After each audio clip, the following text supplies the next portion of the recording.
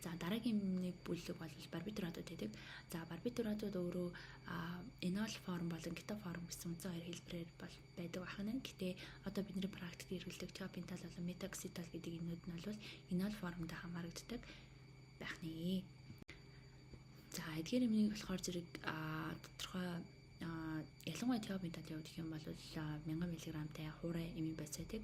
За шингэлээд бид 0.9% натрим эсвэл 5% глюкоз шингэлээд тодорхой суурь үүсгэждэг.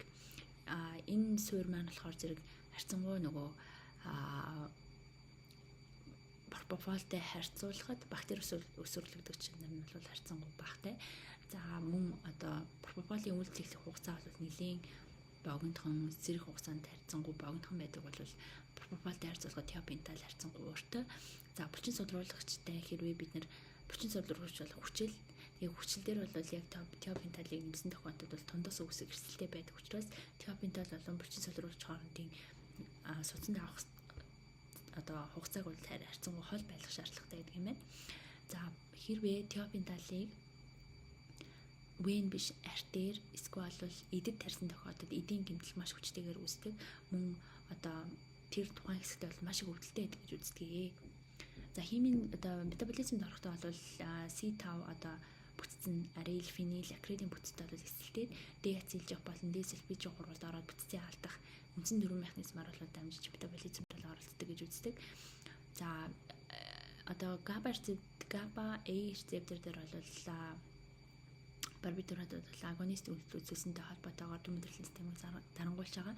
Энэ дээр ярих зүйл нь болохоор тухайн одоо GABA рецептор маань мембранд болон мембраны гадна одоо ингээд нэвчиж байрладаг. Гэтэл энэ дээр бол яг мембраны хэсэгт байрлалд үйлд үзүүлж байгаа болохоор пропофол, барбитуратууд, этампетат гэсэн юмуд байдаг. Энэ бол үйлдлийн хүчээрээ бензодиазепинтэй харьцуулахад харьцангуй хүчтэй байдаг юм байна гэдэг механизмыг бол мөн тайлбарладаг юм байна. За метокситол бол хагас өдрлийн хугацаа харьцангуй богинотой 4 цаг. Thiopentol бол нэлээд одоо хагас өдрлийн хугацаа урттай байдаг 12 цаг орчим. Энэ нь болохоор тухайн эмийн бодис клиренсийн хувьд бол нэлээд одоо килограмм минутанд харьцуулах юм бол 3-4 мл байхад пропофолын хувьд бол 20-30 мл байдаг байна. Тархалтын эзлэгэн бол пропофол бол илүү тархалтын эзлэгэнтэй байхад thiopentol харьцангуй тархалтын эзлэгэн бага. Тийм учраас тухайн хагас өдрлийн хугацаа богино байгаад байна. Хагас өдрлийн хугацаа нэлийн одоо пропофолтой харьцуулахад урт байгаад байна. За фармакодинамикийн хувьд бол бацин сэлцэний одоо илгэнд явагдана түрүүний нөгөө дөрвөн задралаараа явагдана. За энэ нь бол итгэхгүй буюу одоо эцсийн бүтээгдэхүүн нь бол эргээд унтуулагчийн чанаргүй итгэхгүй байдаг. Шээсэр бол 60-аас 90% нь ялгардаг хүн зөксөн төрөмлөгдөн гэдгийг санах хэрэгтэй. За удаан хугацаанд хэрэглэсэн тохиолдолд энзимийн эсэлтэл нэмэгдээд амин левелиний хүчлэлийн нийлэгч нэмэгдэнтэй холбоотойгоор порфирин гэдэг одоо эцсийн бүтээгдэхүүнийг бол үйлдвэрлэж яадаг. Энэтэй холбоотойгоор порфирия буюу энэ өвчний үед thiopentol нь эмээс цонголт биш байдаг байх нэ. За тосон тусамдгай пропофол болон thiopentol хоёулаа тосон тусамдгай шин чанартай, иончлогдох чанар багатай, ус тархины харгийг нэвтэрдэг, үйлдэх хугацаа бол хурдан. Гэхдээ пропофолтой харьцуулахад бага зэрэг удаан байж болно. За сивингийн урагтай холбогдох чанар харьцангуй өндөртэй. 13-аас доош насны хүүхдэд бол сэрэх хугацаа илүү урдан байдаг байна. За энэ дээр бол одоо context sensitive half time гэдэг зүйлийг ярих болж байгаа. За энэ болохоор юу вэ гэхээр тухайн эмийн бодис сивэнд одоо 50 сивингийн эзлэгмүн нь 50 болох тэр хугацааг хэлж байгаа. Тухайн сивингийн эзлэгмүн яг 50 болоход хэр хугацааг зарцуулдаг вэ гэдгээр эмийн бодис болгон ялгаатай. Гэхдээ бид нэр үргэлжлсэн тунгаар ингээл аваад ах юм бол энэ хугацаа тодорхой хэмжээгээр уртснаа гэсэн үг. За пропофол, этампетат болон одоо кетамин зэрэг эдгээр эмийн бодисууд бол яг инфьюжн тунгаар ингээ эргэлсэн ч гэсэн энэ плазм 50 болох одоо half time хугацаанд бол 50 минутаас бага байгаа тийм. Тийм учраас энэ гурван юмнаас пропофолыг бол ингээд үргэлжлсэн тунгаар буюу ялангуяа ICU-гийн тасагт бол хэрэгэлдэг. Гэтэл эсрэгээр одоо midazolam, thiopentol, diazepam гэдэг эдгээр юмнуудын инфьюжн тунгаар бид нар авах тусам энэ хагас өдрлийн хугацаа нэлээд урт болоод одоо CV 50% болох концентрац нь 50% болох тэр хугацаа бол нэлээд уртсантай холбоотойгоор энийг бол эрчим хэмжлэгээний тасагт мэдээгүйжүүлэхэд бол хэрэглэгддэггүй шалтгаан юм байдаг байна. төв мэдрэлийн системд бол тархины эзний урсгалыг, гавлын дотоод даралтыг, бацин сэлцэн эрчим болон нийт эзлэгүүнийг бол тодорхой хэмжээгээр бууруулдаг. Төв мэдрэлийн системийг бол дарангуйлах үйл үзүүлдэг. Тиопентал өвдөлт намдаа өнлөө байхгүй, харин өвдөлтийн босгыг бууруулах нөлөө бол байгаа. За зүрх судасны систем дээр бол мэдээж даралтад захын судасны зэлсэнтэй холбоотойгоор даралт бууруулдаг. Металларыг вазомотор центр дээр үйлдвэр үзүүлсэнтэй холбоотой захын судасыг дийлээд симпатик системийг бол дарангуйлагдаг. Мөн пропофалтай адилхан баруун рецептор үйл ажиллагааг рецепторыг бол мэдрэг чанарын дарангуйлаад өгчдөг. Зүрхний цохилтын тоог бол 10-аас 36%-аар нэмэгдүүлэх нөлөө бас үзүүлдэг. Сөрөг интроп үзүүлдэг байна. За амьсгал дээр бол минутын эзлэгүүн, тайлбар волюмыг болон амьсгалын тоог бол бууруулах нөлөө үзүүлдэг. Пропофол бол ханиалгах рефлекс, амьсгалын дээд зам рефлекс бол дарангуйлах нөлөөтэй байдаг бол тиопентал эсрэгээрээ дарангуйлахгүй. За гаш нөлөөний хувьд гэх юм бол тиопенталыг хэрэгжилж байгаа үед бол нийт дэмжлэгчийн 40 орчим хувьд нь сарамс болон сонгон аманд хамтагддаг гэдэг судалгаа хүртэл байдаг юм байна. Тэгээ харшлын урвал бол өөх эрсдэлтэй байдаг. За венес судаснаас бусад артер юм уу бусад эдэд таригдсан тохиолдолд эдийн хүчил явагдах эрсдэл хамгийн өндөртэй байдаг. За 1800-аад оны судалгаан дээр бол энэ тиопентал бол кристалл формашн үүсгдэг. Энтэй холбоотойгоор эдийн хүчил үүсгэж тромбоз юм уу эсвэл зарим талаар энэ кристаллид нөрөө тухайн артер жижиг артерууд очиж бүглэг эрсдэлтэй байдгаа гэж үздэг юм байна. Тийм учраас бид нар хэрвээ артер таригдсан, хэмжээгээр таригдсан гэж үзэж байгаа бол авах арга хэмжээ нь юу байдаг вэ гэхээр артер дэх хэмжээний 0-9 натрийг тарих хэрэгтэй.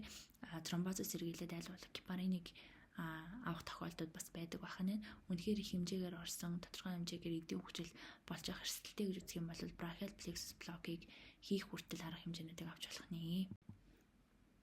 За индукцийн тун нь бол тиопенталын хувьд бол 3-аас 4 мг/кг байдаг. За үйлдвэрлэх хугацаа нь бол 10-аас 30 секунд, байрах тун нь бол 50-аас 100 микрограммыг 10-аас 12 минут тутамд хэрэгэлдэг. За яг зарим ном дээр бол тиопенталын тун 5-аас 7 мг/кг-ж тооцдог ч гэсэн миллер ном дээр бол ингэж бичигдсэн байна. За эсрэг заалт нь бол тодорхой бид нар амьсгалын замыг бүрэн хамгаалахад бэлтгэдэггүй тохиолдолд бол тиопенталыг дөрвүүлж авахгүй. За зүрх судасны систем докторгүй байгаа шоктой үед бол тиопентал сонголт бол харьцангуй биш байдаг байна. Астмид мөн хэрэглэхгүй, мөн порфирия гэдэг өвчний үед бол тиопентал сонголт биш байдаг байна. Мөн зүрх судасны систем дээр бол QT интервалыг бол уртасгадаг. Тэгшүүд сөрөг болдог зүрх судасны зүрх судасны системд бол эрсдэлтэй үнд сонголт биш. Кардиак аутпутыг бол 69%-аар бууруулдаг. Тэгэхээр гипоэлемитэй тохиолдолд бол тиопенталыг хийхээс ярах юм байхгүй байна. За дараагийн бол бензодиазепины бүлгийн юм. За энэ нэмийн бүлэгт бол диазепам, лоразепам, мидазолам, темазепам, римамазолам болон флумазин нийлгэсэн эдгээр эмүүд ордог. Эдгээр эмүүд нь болохоор айдас түгшүүрийг багасгах, унтуулах, тайвшруулалт үзүүлдэг.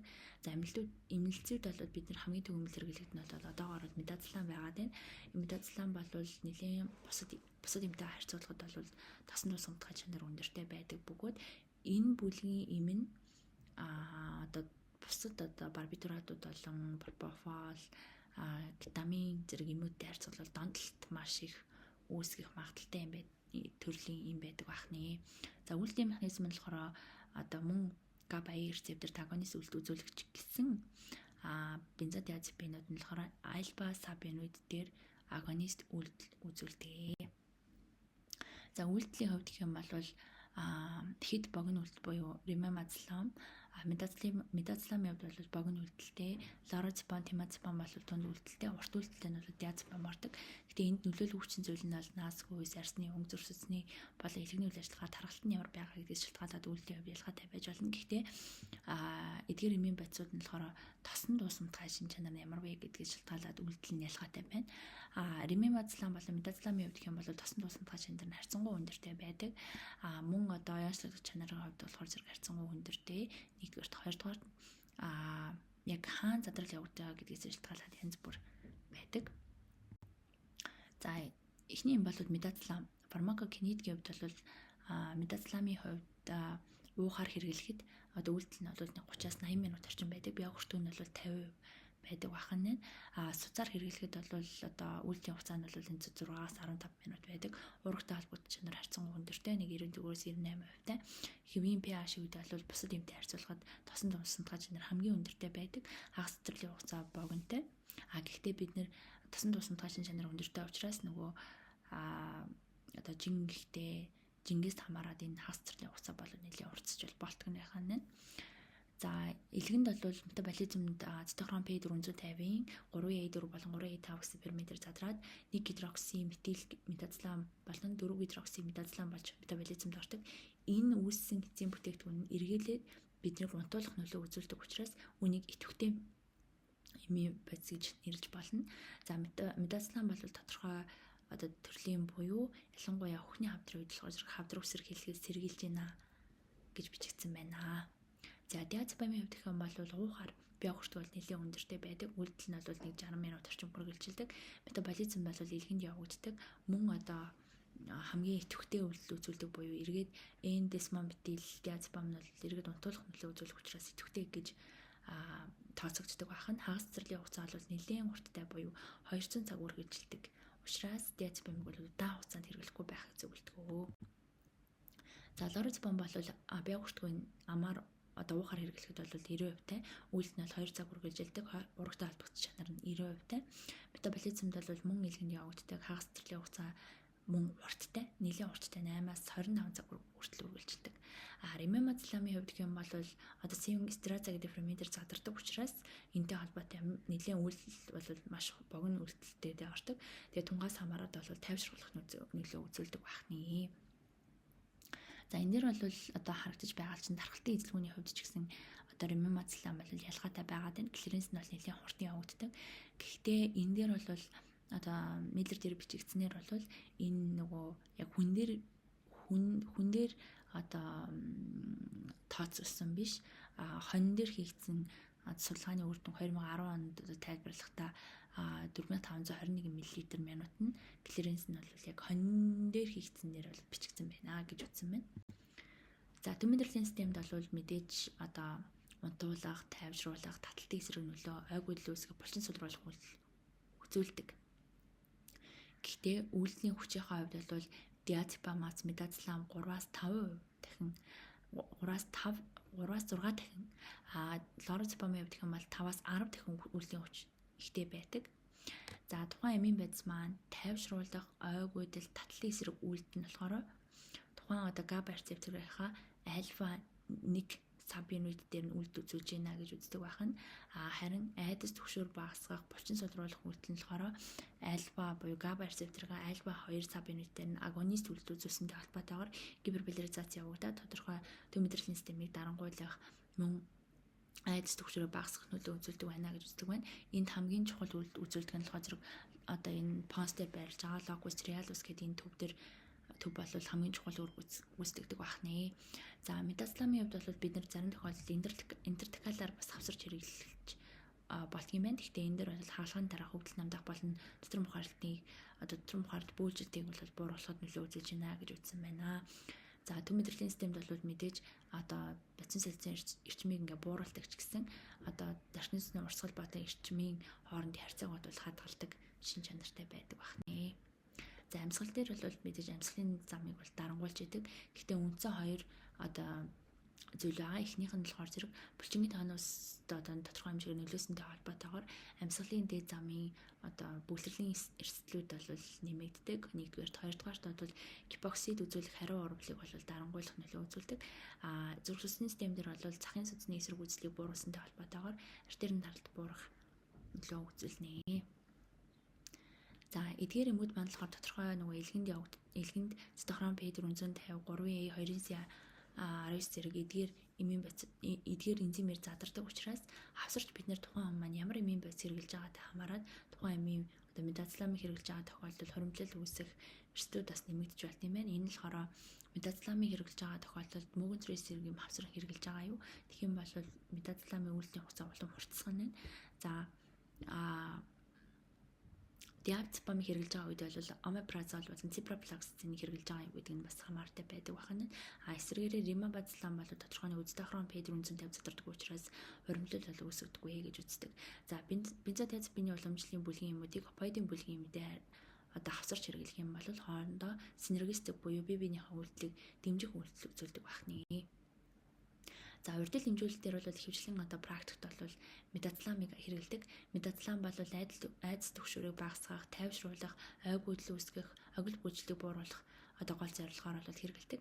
За уухаар хэрэглэх гэж байгаа бол нэг 7.5-аас 10 мг-аар тооцож бид нэр урьдчилан хэмжүүлэлтээ авч болно. Гэхдээ хамгийн гол метацламыг урьдчилан хэмжүүлэлтэд бодчих анхаарах зүйл нь амьсгал дарангуйлдаг гэдгийг бодох хэрэгтэй. Тухайн үедээ эмийн тун амьсгал дарангуйлах нөлөөнд байна. Хүрсэн үгүй гэдгийг бас сайн тухайн хүний үнэлж явах хэрэгтэй гэсэн. За метацламыг бол индукцийн тунгаар 0.5-аас 0.15 мг/кг-аар тооцож хэрэглэж болох нь. Индукстэй барих үедээ бол 0.5 мг/кг-аар, тайвшруулах тунгаар бол 0.5-аас 1 мг тооцож гэж бичигдсэн байна. За дараагийн бол флумазинил. Энэ нь болохоор яг бензодиазепины уламжлалын юмд ордог ч гэсэн энэ бензодиазепины антагонист гэж явдаг. Метаболизмд бол маш хурдан явагддаг. Тодорхой ихэвчлэн овердоз буюу их тунгаар бензодиазепины уламжлалын юмыг авчих юм бол бид нэ флумазинилийг авах шаардлага гардаг гэсэн. За гэхдээ их тунгаар авсныхаа дараагаар тухайн агонистийн респонс үйлдэл үзүүлчих флумазинилийн үйлдэл бол эхэлдэг буюу агонист рецептор дээр агонист үйлдэл үзүүлж байгаагаас бага зэрэг чөлөөлөгдөд эхлэхэд яг флумазинилийн үйлдэл үзүүлэх нөхцөл бүрддэг гэж ойлгож болох нь байна. За их тунгаараа бензодиазепинийг хэрэглэсэн тохиолдолд төмөдөрлийн системийг дарангуйсан үед бол флумазинилийг бага тунгаар хэрэглэсэн ч энэ төмөдөрлийн системийг дарангуйсан үйлдэл нь бол бууруулж чаддаг мөртлөө тодорхой ойгүйдэл үүсгэх, нойр мөглөх тэр шин чанарыг бол хангалттай бууруулж чаддаггүй байна. Хэрвээ бага тунгаар бензодиазепины уламжлалын юмыг хэрэглээд флумазинилийг антагонист байдлаар хэрэглэх юм бол бүрэн антидот болж чаддаг байна. За элгэнд болоод задрал явагддаг яг хагас задралын хугацаа бол нэглэлийн богинохон 1 цаг орчим үргэлжилдэг. Уургатай холбогдсон чанар нь 40% байдаг гэж үздэг. За бензодиазепины реверс байдлаар хэрэглэх юм бол 0.2-оос 3 мг хүртэл хэрэглээд 5 тунгаар хэрэглэж болдог юм байна. Гэтэ энэ флумазинил нь болохоор зэрэг яг 5 мл-тэй 0.5 яг амбалт 0.5 мг-тай буюу 1 мл-тэй 0.1 мл байдаг 1 мг байдаг гэсэн. Тэгэхээр эхлээд тунгаа бодохдоо 0.2-оос эхэлнэ гэсэн. Гэхдээ тухайн хүнийхээ бензодиазепины уламжлалын юмыг хэрэглээд хэр удсан, хэр дооц авсан гэдгээс шалтгаалаад 3 мг хүртэл нэмж болдог байна. За комид бол 0.5 мг-аас 1 мг хүртэл бол тавтан хийж болох нь. За таталтын эсрэг үйлдэл бол байхгүй. Үйлдэл эхлэх хугацаа бол хурдан. Флумазинилийг тодорхой 3 мг-аар хэрэглэсэн тохиолдолд ч гэсэн зүрхсэлсэн системд бол нөлөө бол харьцангуй багатай байдаг юм байна. За тухайн бензодиазепины уламжлалын юмыг хэрэглээд унтуулах, амьсгал дарангуйлах тэр үйлдэлийг бол бууруулж чадах ч гэсэн ойгүйдэлд бол хангалттай нөлөө үзүүлдэг байна. За номдэр жишээ авсанчлан метацламыг 0.13 мг/кг-аар хэрэглээд түүний реверс байдлаар 1 мг/кг-аар флумазинилийг хэрэглэхэд үйлдэл нь 30-аас 3-30 минут хүртэл үргэлжилнэ гэж үзсэн байна. За дараагийн юм бол кетамин байна. За кетамин бол S болон R гэсэн кетамин гидрохлоридын холимог байдлаар микс байдлаар байдаг. Гэхдээ кетамины S кетамин гидрохлорид нь бол R изомертэй харьцуулахад өвдөлт намдах үйлдэл нь бол 3-аас 4 дахин хүчтэй. Биеэс маш хурдан гадагшилдаг. За кетамин өөрөө сэтгэц нөлөөлдөг. Танин мэдхгүй, ой тогтоол бууруулах, хариу үйлдэл бууруулах нөлөө бол үзүүлдэг. Дээрээс нь тухайн өвдөлт намдаах шин чанар нь өөрөө опиодын төсвөртэй болсон эсвэл гиперальгези байгаа үед бол өвдөлт намдаах эмчилгээний илүү ашиглах боломжтой байдаг юм байна. За мөн сэтгэл готролын эсрэг үйлдэл үзүүлээд байгаа нь бол сүүлийн үеийн судалгааны сэдвүүд болж эхэлж байна гэж үзсэн байна. За диабеталтай харьцуулахад бол 5-аас 10 дахин илүү тосон тусамдгай шинжнэртэй. Био хүртүүн нь бол 93, гэхдээ урагтай холбогдсон чанар хамгийн бага буюу 12% байдаг байна. За мөн элгэнд бол метаболизмд ордог цитохром P450 3E4 гэсэн энзимээр болоор задардаг. Дархалтын эзлэх нь бол нэлийн өндөртэй 3 литр кг. Клиренс бол маш хурдан явагддаг гэж үздэг. За хагас цэцэрлэгийн хугацаа бол 2-3 цаг орчим байдаг байна. За бусад эмтэй харьцуулахад бол үйлдлийн механизм бол ялгаатай байдаг. N метил D аспартатыг бол хориглох замаар мөн одоо сигма опоидын рецептор, моноамины рецептор, мускарын никотины рецепторыг бол дарангуйлах нөлөө үзүүлдэг. Мөн тархины бор гадар болон таламусын дарангуйлах нөлөө үзүүлдэг байна. Лимфийн тогтолцоог бол мөн идэвхжүүлэх нөлөө гээд маш олон үйлдэл үзүүлдгээрээ ялгаатай байдаг гэж үздэг. За төв мэдрэлийн системд үзүүлэх нөлөө нь бол одоо хүртэл бүрэн тодорхойлогдоогүй, нэгдээгүй байна. За унтуулах болон өвдөлт намдаах үйлдэл үзүүлдэг. Нусанд бол ацетихол амины ялгалтыг бол харьцангуй дарангуулад эхэлдэг. Бусад эмтэй харьцуулахад бол нэлийн тийм нойрон байдалтай төстэй байдаг байна. Нүд нээлттэй, эврэлгийн рефлексүүд хадгалагдсан, ханиах залхих рефлексүүд хадгалагдж байгаа ч гэсэн хизээч амьсгалын зам одоо хамгаалагдсан гэдэг үг бол биш ээ. За бензодиазепинтэй харьцуулахад бол амнези буюу ойгодлол үүсэх нөлөө нь харьцангуй багатай байдаг. Үйлдэл эхлэх хугацаа нь бол арай удаан буюу 30-аас 60 секунд орчим. Оргил үе нь бол 1 минутанд эхэлдэг. Хүүхэн хараад тэлэгдэх, нүдэнд бол нистагм өгөх шинж тэмдгүүд бол илэрч болно. Амьсгалын зам дээр гол нь одоо нүд болон нулимс болон шүсний ялгаралт бол их гэдгийг анхаарах хэрэгтэй. За булчингийн тооноос нэмэгдэн, тархины бацин солилцоо болон тархины цэцэн хангамж гавлын дотоод даралтыг нэмэгдүүлдэг учраас гавлын дотоод даралт нэмэгдсэн ихтэй байгаа тохиолдолд бол кетамин бол сонголт бол биш. За эс изомер нь бол ар изомертэй харьцуулахад илэгний биотрансформац бол 10%-аар хурдан байдаг. Тийм учраас биес маш хурдан гадагшилдаг гэж үздэг юм байна. За өвдөлт намдаах үйлдэл нь бол кетамин гидрохлорид нь өөр нь уснаас тархины дээд түвшин бол өвдөлтийн мэдээлэлд дамжуулах энэ үйл явцыг бол харьцангуй дарангуйлаад эхэлдэг. Төв мэдрэлийн системийн ноци рецепторын мэдрэг чанарыг дарангуйлах, сигма опоидын рецепторуудтай холбогдох, опоидын төсвөрчлөлтийг бууруулах гэх замаар өвдөлт намдаах үйлдэл үзүүлдэг гэж үздэг. За нийт бидний одоо мдээгүй зүйлэг өсний дараах өвдөлт намдаахт бол хангалтгүй буюу 30-аас 50% бол хангалтгүй байдаг юм байна.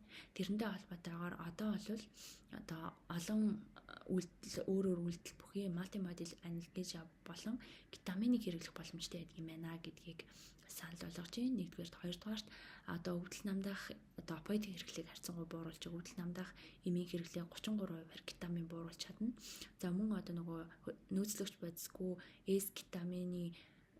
кетаминыг эпидрал тарих юм бол одоо 0.5-аас 1 мг/кг-аар тооцож тарих юм бол илүү үр дүнтэй байгаад байна. Мөн архаг өвдөлттэй үед болохоор зэрэг кортикостероидын хэрэглээг бас бууруулж чадчихна гэж үзэж байна. За амьсгалын систем дээр бол 2 мг/кг-аар хэрэглэхүүд бол минут эзлэхийг бууруулдаг. Бронхын гүлгэр булчин сулруулах үйлдэл байгаа. За мөн шүс садаргалтыг нэмэгдүүлдэг. За энэ кетаминыг хэрэглэж байгаа тохиолдолд бид атропин болон гликопирилатын тун бас бууруулах шаардлага гарна. За зүрх судасны систем дээр бол артерийн даралт зүрх судасны зүрхний цохилтын тоо, тэгээ зүрхний одоо кардиак аутпутыг бол нэмэгдүүлдэг талаараа илүү ашигтай тал байдаг. За миокардын одоо өвчлөл хэрэгцээ хэрэгцээг бол нэмэгдүүлдэг. За индукцийн тун нь бол 0.5 мг/кг-аар цуцаар хэрэглэнэ. Булчинд бол 4-6 мг/кг-аар тооцож хэрэглэдэг. Бид нэр өвдөлт намдаах тунгаар хэрэглэж байгаа бол 0.15-аас 0.25 мг/кг-аар цуцаар авч болно. За дараагийн юм бол этамитат гэдэг. За этамитатыг бол одоо гемодинамикийн хувьд харьцангуй доктортой байрдаг учраас этамитатыг бол зүрхний болон мэдрэлийн хаалганууд дээр илүү түлхүү хэрэгжилж байгаа юм байна. За урагтай холбоотой чанар нь бол 75%-тай, хагас цэцэрлэгийн хугацаа нэлээд богинотой 3-5 цаг орчим байдаг. За context sensitive half time нь бол мэдээж түрүүд урдчилсанчлан пропополтай харьцуулахад харьцангуй богино. За элгэн гидролизд орж задардаг. Идэвхгүй үйлдэлтэй буюу одоо эцсийн бүтээгдэхүүн эргээд унтуулах нөлөө байхгүй. За одоо этамитатын бол нэг 2% орчим нь бол шууд биес гадагшилтыг гэж үздэг байна. За индукцийн тун нь бол 0.2-оос 0.6 мг/кг суцаар явна. За төв мэдрэлийн систем дээр бол arm brain circulation гэдэг зүрхний пропополтай харьцуулахад ижилхэн байдаг. За гавлын дотоод даралтыг бол 50%-аар бууруулахын тулд бид нэр 60 микрограмм/кг минутаар бол хэрэглэж болох нь байна. За тархины цэцэн хангамжийг болон одоо тархины бацин солилцооны эрчмийг бол мэдээж бууруулдаг. За артерийн дундаж даралтыг бол харьцангуй одоо бууруулах шин чанар нь багатай гэж үздэг байна. За амьсгалын систем дээр бол бусад эмийн бодистой харьцуулахад нөлөө бол багатай байдаг. Гистамин ялгаруулах нөлөө бол байхгүй. Зүрх систем дээр бол гемодинамик харьцан доктортой байдаг. Зүрхний миокардын хүчлэрхж хэрэгцээ болон хангамжийн харьцаа бол харьцангуй хэвийн барьдаг гэж үздэг. За этамптатыг гол нь одоо кортизолын нийлэгжлийг бууруулдаг нөлөө үзүүлдэгтэй холбоотойгоор нэлээд удаан одоо үргэлжлсэн тунгаар хэрэгэлдэг юм байна. За цитохром P450-аас хамааралтайгаар 11 бета гидроксилаза гипермидийг бол хориглождаг. Энэтэй холбоотойгоор минерал кортикоидын нийлэгжлийг бууруулад цавсрын бүтээгдэхүүний үүсэлтийг харьцангуй нэмэгдүүлэн явуулдаг учраас энэтэй холбоотойгоор одоо үргэлжлсэн тунгаар авахгүй байхыг зорддог юм байна. За дараагийн юм бол дексметадомидин. За дексметадомидин бол өөрөө тайвшруулах, сэтгэл түгшлийг бууруулах, унтуулах, өвдөлт намдаах үйлдэл бүхий симпатолитик юм. Энэ юмд бол синапсын өмнөх энэ юмны үйлдэл нь бол синапсын өмнөх альфа 2 агонист үйлдэл үзүүлдэг. Тэгэхээр аденилоциклазагийг бол харьцангуй дарангуйлах нөлөө үзүүлнэ гэсэн. За альфа 1 рецептортэй харьцуулахад альфа 2 рецепторын үйлдэл үзүүлэх чанар нэгийг харьцах нь 1600 байдаг. За одоо яг ампултай бол 2 мл-тэй 200 микрограммаар үйлдвэрлэгддэг юм байна. Тэгэхээр энийг бол бид нар яг шингэлээд 4-8 микрограмм миллилитр болгон хэрэглэж болно. Усан тусамтгай шин чанартай, уургатай холбоотой чанар нь харьцангуй өндөртэй буюу 94% байдаг. За мөн одоо биотрансформацид бол шууд цитохром P450-ийн 2,6 гэсэн ферментер бол задардаг. Хагас цэцэрлэгийн хугацаа бол 2-3 цаг орчим байдаг бахны. За төмөдрлийн систем дээр бол яг хаана үйлдэл үзүүлж байгаасаа шалтгаалаад тайвшруулах нөлөө өвдөл намдах үйлдэл нь ялгаатай байдаг юм байна. За төмөдрлийн систем дээр бол пост буюу гүүрэн дээр байрлаж байгаа локус реалус гэдэг энэ төв дээр байгаа альфа 2 рецептор дээр агонист үйлдэл үзүүлснээрээ тайвшруулах нөлөө үзүүлдэг байна. Харин спинал дээр одоо усан дээр байгаа альфа 2 рецептор дээр агонист үйлдэл үзүүлснээрээ өвдөл намдах үйлдэл үзүүлдэг гэсэн зүйлүүд бол бичигдсэн байна. За энэ дэр болохоор одоо бид нар хэвийн эвэк буюу одоо сэрүүн байгаа үедээ бол хэд хэдэн төвөд ажиллаж идэг гэсэн үг. Энэ дэр бол понс буюу гүүрэн дээр байрлаж байгаа локус реалус гэдэг энэ төв нь болохоор өөрөө тухайн одоо бид нарыг юм сэрэмхий байлгах, стресс хариу урвал үзүүлэх зэрэг шинж тэмдэг ингээд үйлдэл үзүүлж идэг. Гэтэл ventrolateral preoptic гэдэг энэ төв нь болохоор зэрэг гипоталамусын урд хэсэгт байрлаж идэг. Яг нойрмоглох одоо бидний нойр хүрэх одоо төв гэсэн үг. Гэтэл гипоталамусын арга хэсэгт байрлаж байгаа энэ туберэ маммиларын нуклеус гэдэг нь болохоор зэрэг илүү ийм энэ нойрмоглох төвийг болохоор зэрэг дарангуйлж төв. Тэгэхээр бид нар энэ нойрмоглох төвийг энэ туберэ маммиларын нуклеус болон локус реалус гэдэг энэ хоёр төвөөрөө харьцангуй дарангуйлсны холбоотойгоор бид нар ийм эвэк байралтай байдаг. Мөн туберэ маммиларын нуклеус нь болохоор зэрэг кортекс руу гистамин ялгаруулах нөлөө үзүүлснээр бид нар ийм сэрүүн байх нөхцөлийг бол бүрдүүлдэг байна. Гэтэл бид нар дексаметадомидинийг хэрэглээ тухайн хүн тайвшруулах, унтуулах нөлөө үзүүлж байгаа шалтгаан нь юу вэ гэхээр илүү одоо хүний их байгалийн нойртой төстэй байдлаар унтуулдаг гэж үздэг юм байна. Хүн ингээд тайван унтах үедээ rapid eye movement буюу нүдний алим хөдлөх юм хөдөлгөөний хийд юм байна. Энэ нь болохоор нэлийн гүн нойрсол болж байгаагийн шинж тэмдэг гэж үздэг юм байна л да. Гэтэл дексаметадомидинийг хэрэглэж байгаа тохиолдолд non rapid eye movement sleep байдлаар унтдаг. Энэ нь болохоор тухайн одоо locus reалус төвийг мөн туберэ маммиларын нуклеус төвийг болохоор зэрэг аль алинаар нь габа рецепторын тусламжтайгаар дарангуйлах нөлөө үзүүлсэнтэй холбоотойгоор буюу энэ ventrolateral preoptic төв маань идэвхжиж тайвшруулах, унтуулах нөлөө үзүүлдэг юм байна. За зүрх систем дээр бол дексаметадомидин бол артерийн дундаж даралтыг бол 13%-аар эхлээд бууруулдаг. Тэгээд тодорхой сэмд бид дексаметадомидины тун гэд хадгалаад байж байхад бол эргээд 12%-аар бол нэмэгдэх өөрчлөлт өгдөг. Тэгэхээр харьцангуй дундаж даралтыг бол доктортой барих боломжтой гэдэг юм байна.